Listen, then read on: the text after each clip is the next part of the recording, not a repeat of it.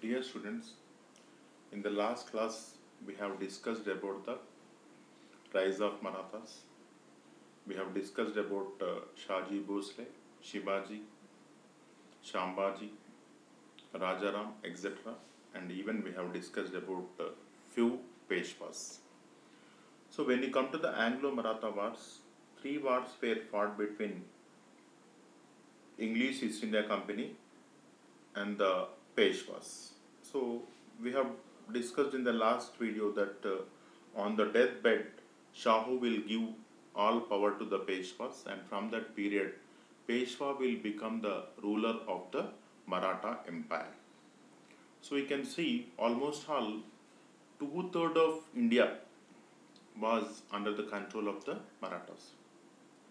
Even I told you in the last class, Golconda Sultan Abul Hassan Tana Shah paid taxes to Shivaji to get his help when the Mughals attacked the Golconda kingdom.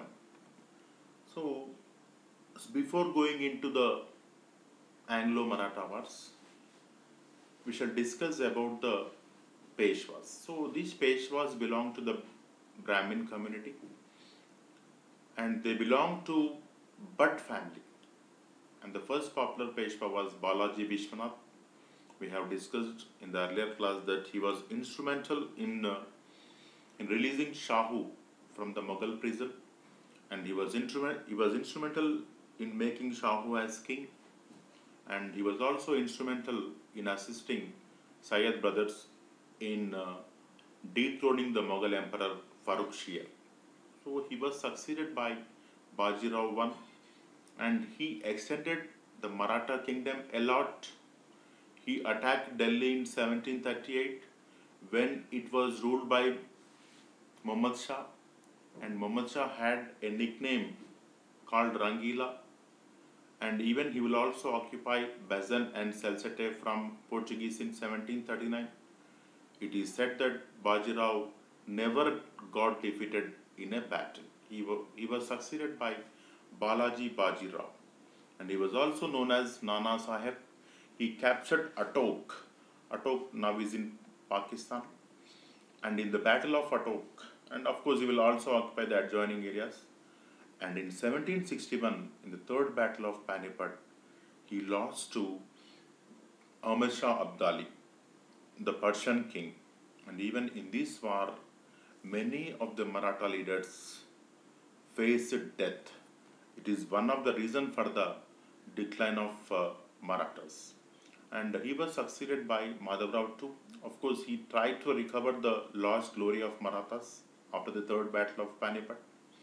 And after his death, Narayan Rao was made as the Peshwa. So this Narayan Rao was having a rival for the throne, who is Mr. Raghunath Rao, who is his own uncle. And it is said that Raghunath Rao hatched a conspiracy and killed the Narayan Rao, and Mr. Raghunath Rao will become the Peshwa. And this Raghunath Rao was also dethroned by a Maratha leaders consisting of 12 members led by Nana Fadnavis, and this removal is called as Barabai conspiracy. Barabai means 12 brothers, and it is how Mr. Raghunath Rao was removed. Of course, now he will go to the British Bombay government for help. We shall discuss that in course of first Anglo-Mysore war.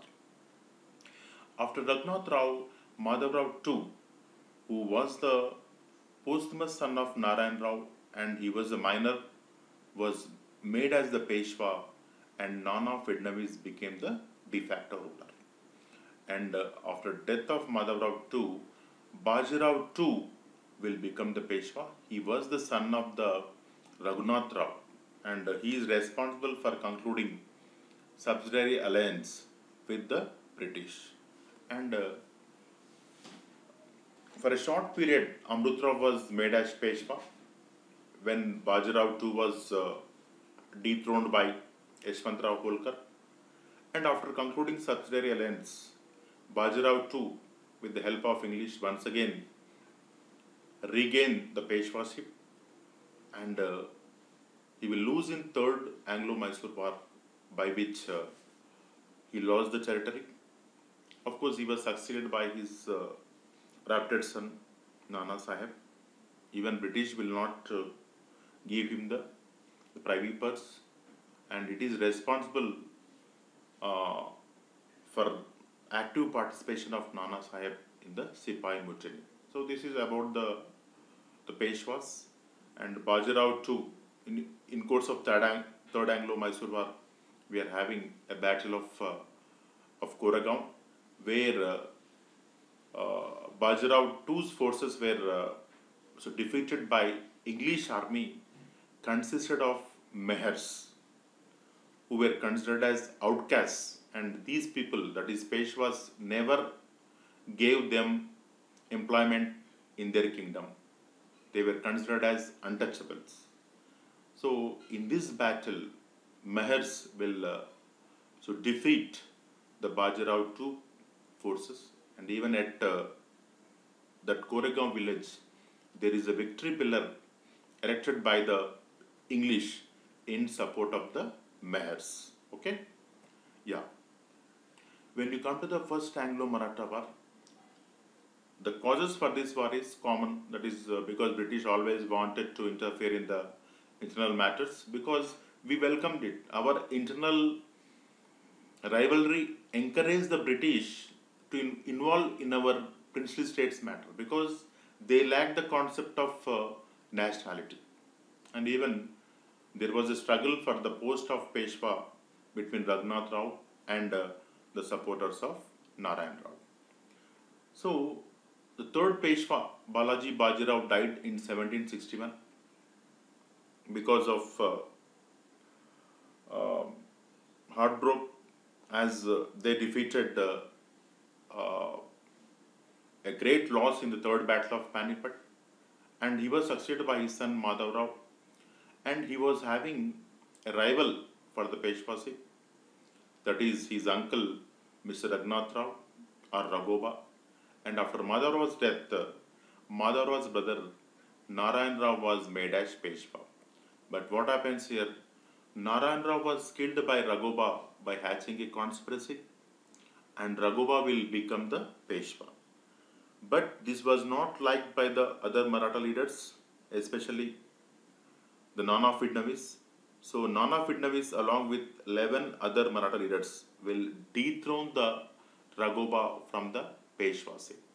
So now Raghoba will move to the Bombay British government for the help, and Nana Fidnavis will place Madhav Rao II, who is the posthumous son of Narayan Rao. What is the meaning of posthumous son? A boy born after death of his father. Okay. So Bombay British government concluded a treaty with the Raghunath Rao and extended support, and the treaty name is called as Treaty of Surat in 1775. And according to that treaty, Raghoba agreed to cede the islands of Salsette and Besant, and also he agreed to share the revenue of few districts like Broch and Surat. And English East India Company assured Raghoba with an army of 25,000 in case if it is needed. Okay, and after this treaty, the British along with Raghoba will occupy the islands of Salsette, which was earlier occupied by Bajirao I from the Portuguese. So this Treaty of Surat is between the Bombay British government and Raghunath Rao. Okay, this treaty was opposed by the Bengal British government, because this treaty was concluded without the knowledge of Governor General of Bengal. Okay, now he will oppose the treaty. He is having the right, because by the Regulating Act of 1773, so Governor General of Bombay was given supervisory power over the other provinces like Bombay and Madras. So he will oppose the treaty, and he will conclude a new treaty with the opponents of Raghubar Rao, that is Nana Fidnavis, in the name of Purandar Treaty, and by this treaty, Madhav Rao too was recognized as Peshwa. Of course, Mr. Raghubar was assured of some sort of pension. So here what happens, this treaty was opposed by the higher authorities of England. Who are higher authorities? Court of Directors. Court of Directors. It is the governing body of the English East India Company. They will oppose the Treaty of Purandar concluded between Nana Fidnavis and the Bengal governor or Governor General of Bengal, and they will validate the Treaty of Surat concluded between Mr. Raghubar and Bombay British government. With this encouragement, Raghubar will move towards Pune to occupy it with the help of Bombay British government. But unluckily, these forces were defeated at a place called as Vadgaon near Pune by Madhav Rao's Too's army, and British were forced to sign a humiliating treaty named Treaty of Vadgaon, and even Raghubar along with the English army commanders were imprisoned. Okay, and this Treaty of Vadgaon was not liked by Warren Hastings, who was the Governor of Bengal. So he will send an army against Marathas. After a prolonged battle, a peace treaty named Treaty of Salbai was concluded in 1782. Actually, Warren Hastings will put an end to this war because already he was engaged in the Anglo-Mysore wars. So this is with regard to the first Anglo-Maratha wars. And when you come to the terms of Treaty of Salbai, English surrendered all the territories which have been acquired by them since the Treaty of Purandar except Salsette, and they will recognize Madhav Rao too as Peshwa, and Raghubar was given a pension. And when you come to the second Anglo-Maratha war, 1803 to 1805, it causes where Bajirao II, who was the son of Raghunath Rao, was appointed as Peshwa after death of Madhav Rao II, and he was weak and not capable to manage the powers of Peshwa. So it is said that Bajirao II will hatch a conspiracy and he will murder Mr. Triambakji Holkar. So to avenge the death of his brother, Yashwantrao Holkar will attack Peshwa, and Peshwa was defeated, and Peshwa ran to Besan and he took shelter at the British, and even he sought the help of British. So British thought it as a golden opportunity and concluded subsidiary alliance with him with the treaty named Treaty of Besan on December 31st, 1802. It is an excellent diplomatic move by British because in this period they were involved in the war with the Mysore kings. Okay, by concluding this treaty, they can station the army in the Maratha Empire very near to the Mysore, and even now after signing the subsidiary alliance, Peshwas cannot support the Mysore rulers. So this is how cleverly and cunningly in course of time English occupied total India.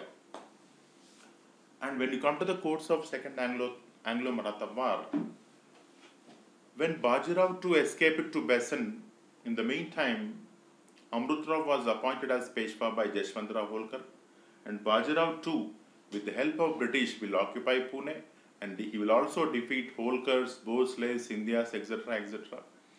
And English will conclude treaties with all these factions, and all factions will accept the supremacy of English, and finally large parts of central India came under the control of British. And when you come to the third Anglo-Maratha war, the causes of this war is, see, by concluding subsidiary alliance, the pride of Marathas were placed at the feet of the British. It was not liked by many Maratha leaders. So they wanted to regain the glory of their kingdom and power, and even Marathas were supporting the Pindaris. Actually, when you come to the Pindaris, it is a band of tribes and they were involved in offending the law. They used to rob the villages, etc. etc. They worked as a small order army in the Maratha Confederacy, and even it is said that they will also rob the adjoining British territories. So British will ask the Peshwa to look into the matter, but he will not. He was not able to control the affairs of these Pindaris, and it is one of the reason for the Third Anglo-Maratha War. And when you come to the immediate reason for initiation of the war is the minister of Gaikwad, Gangadhar Shastri, came to Pune to have some sort of negotiations, and he was killed by a person called as Triambakji. So British asked Peshwa to hand over Mr. Triambakji, but Peshwa refused. So war starts. In a series of battles, English defeated all factions of Marathas, and they will conclude treaties with all factions. And even Peshwaship was abolished in 1818, and all Maratha factions surrendered to British, and the territories occupied from Pindaris became central province of British, and this was the last major war fought and won by the British. With these, the British controlled most parts of India directly or indirectly. Just now I showed you the map of Maratha Empire. Almost all two-thirds of India was